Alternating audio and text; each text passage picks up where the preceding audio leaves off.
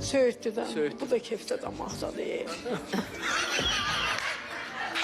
Deyirəm, keçib canayında, bu da size kapıyı aktarır. Bu ölüm öldüğün yerde neyin aladındı? Həqiqi, mən nə hayda, bu nə hayda? Ben de dedim keçirsən də. Çətçiyəm, nə arasın, neyini yatsam ya?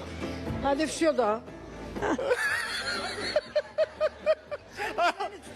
Sürütlüye getirdim burada oturduğuna. Yaxşı ki yerini dəyişək, ki gedi ayna. Gedi orada otur.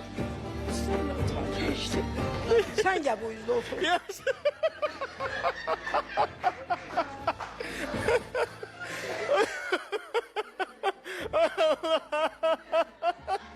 Dayan qoy şirəngə yastıq qoy. Tez o dəqiqə, hardan?